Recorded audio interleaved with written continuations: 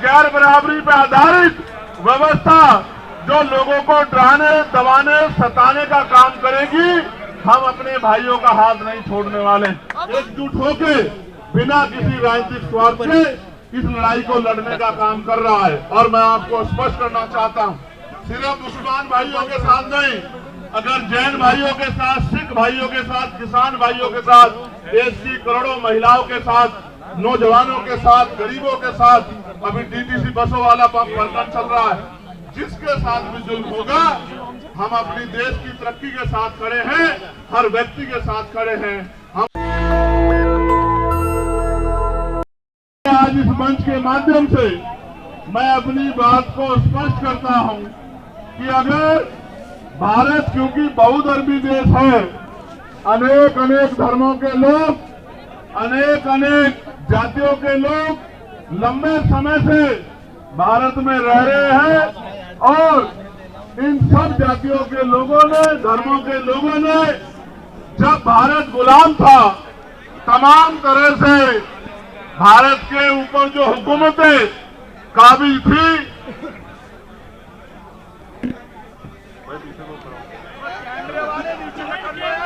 जो हुकूमतें काबिज थी, यानी कि अंग्रेजों की सरकारें, उनके खिलाफ मिलकर लड़ाई लड़ी थी। और लड़ाई भी ऐसी नहीं लड़ी कि थाली में सजा के आजादी मिली हो, लड़ाई भी इस तरह लड़ी कि जाने कुर्बान करनी पड़ी। बहुत सारे बड़े पैमाने पे हर सभी धर्मों के लोगों ने बलिदान दिए, तब जाके देश आजाद हुआ। और आज जब देश को आजाद हुए 75 साल से ज्यादा हो गए हैं, तो जानबूझ के, चाहे मुसलमान हो, चाहे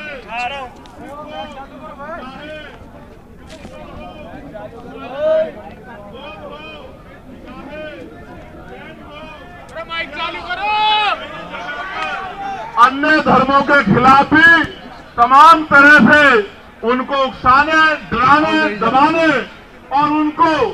अकेला महसूस कराने का जो षड्यंत्र किया जा रहा है, इसके खिलाफ हम, हमारा संगठन, हमारी पार्टी पूर्ण रूप से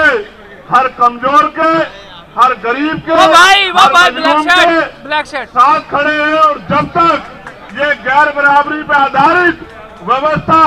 जो लोगों को डराने, दबाने, सताने का काम करेगी, हम अपने भाइयों का हाथ नहीं छोड़ने वाले। भाई मोबाइल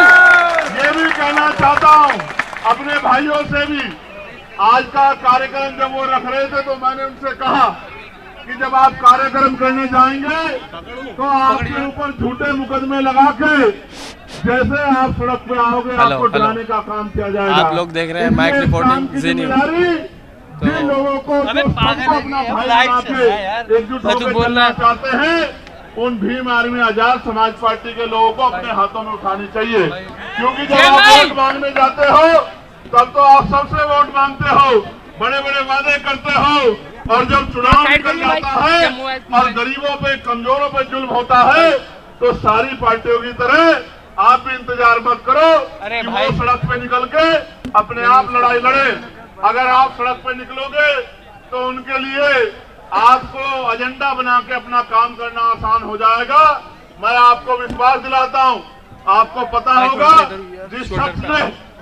पैगंबर साहब पे टिप्पणी की थी, उस पे मुकदमा लिखवा के जेल भिजवाने का काम भी हम ही लोगों ने किया, और हमारे लोगों ने गाजियाबाद में आंदोलन किया और चाहे बहराइच में एक तरफा कार्रवाई करके जुल्म करने का काम किया जा रहा हो, इसलिए कि सरकार का एजेंडा चलता रहे, या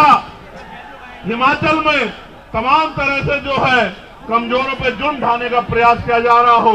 उत्तराखंड में प्रयास किया जा रहा हो, हर मोर्चे पे हमारी पार्टी, हमारा संगठन एकजुट होके बिना किसी राजनीतिक स्वार्थ के इस लड़ाई को लड़ने का काम कर रहा है। और मैं आपको स्पष्ट करना चाहता हूं, सिर्फ मुसलमान भाइयों के साथ नहीं, अगर जैन भाइयों के साथ, सिख भाइयों के साथ, किसान भाइयों के साथ, देश की करोड़ों महिलाओं के साथ, नौजवानों के साथ, गरीबों के साथ, अभी डीटीसी बसों वाला प्रकरण चल रहा है, जिसके साथ भी जुल्म होगा,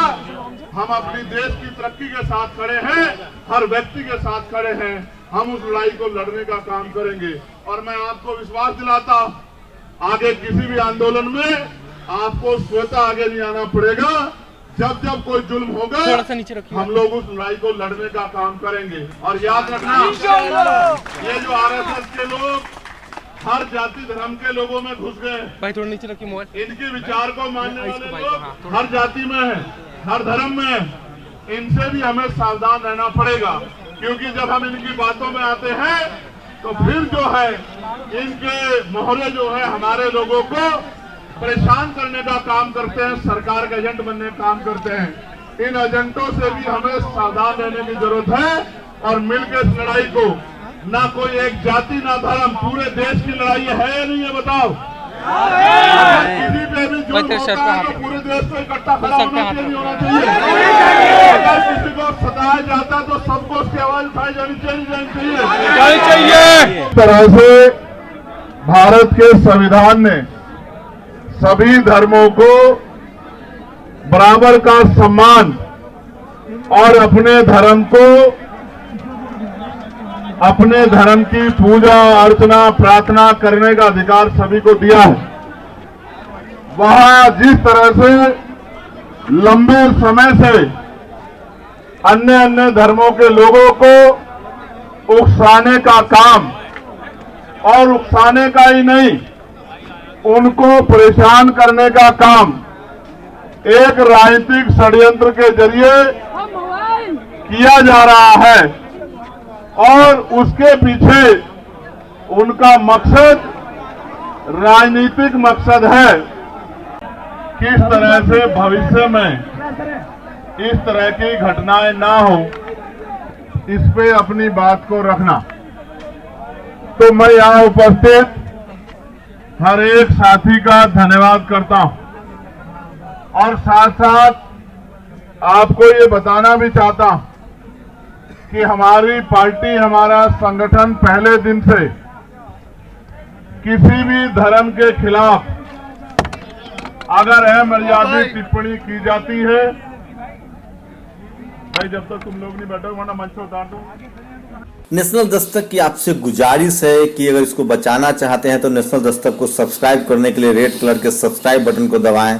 फिर बेल आइकन की घंटी दबाएं। नेशनल दस्तक को बचाने के लिए बहुत जरूरी है कि हर खबर को शेयर करें, लाइक करें, कमेंट जरूर करें।